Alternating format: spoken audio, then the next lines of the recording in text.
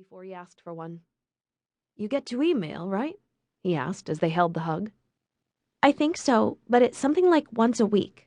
Linda says the computers suck. At least they did last year." "Well, take good notes so you can tell us all about it when you get back." David kissed her on the forehead and smiled down at his 9-year-old. A sudden rush of incompleteness, of things not said or done, came over him. This wonder, who had gone from a bloody bundle of flesh to a bright-eyed young girl in no time, was only an hour away from her first solo trip out into the world. Weren't there warnings he should be giving her? Shouldn't there be some definite, "I love you," one that didn't have the usual sing-song, everyday, taken-for-granted tone, one that Sarah would hear and carry with her for the 2 weeks she would be away? He had always planned to one day give his daughter a précis, at least, of his accumulated wisdom, the life lessons he had gathered. Shouldn't he have done that by now?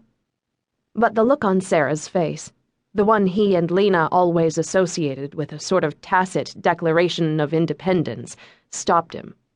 He realized that any utterance like, "Watch out for snakes," would be met with a, "Duh." He had nothing more to say. He backed up, waved a goodbye, and she waved back. He turned and took his tall frame through the doorway. Lena was working through a checklist in the dining room. Since deciding not to challenge David on the phone call from work, she had been preparing herself for a frosty goodbye with him. A little piece of mutual dissembling, something they had become very good at in recent years. David didn't disappoint. He was almost out the front door, a good 15 feet away from Lena, before he said anything. He held up his cell phone. "If there's any problem, call me on the cell. I may not be at my desk." "Right," Lena answered, wanting to jab in something like, "You sure aren't going to be at your desk." But she gave him the usual half-smile and knew that would send him out the door. Lena looked at the grandfather clock in the living room and realized she was a little behind schedule. The van was supposed to come at 9. The camp had said that they were the first on the route, and so Lena wanted to be ready at least by 10 of 9. It was 8:25 when she put down her list and headed for Sarah's room. Sarah was on her computer, staring at some postage stamp-sized grainy video. Lena saw that she had laid out clothes and a couple of books on the bed. Without saying anything to Sarah, she scooped these up and went to her own bedroom, hers and David's, and began packing Sarah's suitcase.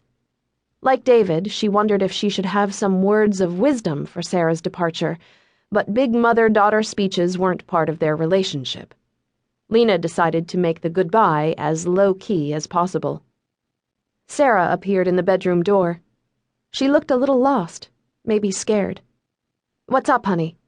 Lena kept packing, not wanting to seem too concerned. "I just remembered. One of the first things they do is make you take a swim test. Linda said it's, like, real cold and you have to float at the end." "You're a good swimmer." "No, I'm not. And I can't float. You've got to be fat to float." Lena laughed at this and went to her. "Take it from a professional. That has no basis in fact. And, I can float. Do you think I'm fat?" "No." "It has to do with bone density. If your bones are dense, it makes it harder to float. I think you probably have the same bone density Dad and I have, so the likelihood is that you can be a good floater." "Thanks for the lecture." "No charge. Are you all set? What shoes are you wearing?" "These," Sarah said, pointing to the sneakers she had on. New ones. "And I know what you're going to say. They're new, you'll get them all dirty, right?" "Well, yeah, that makes sense." "But I'm just going to wear them on the bus and I'll change into my cleats when we get there." Lena made a quick decision not to wade into the cleats waters again.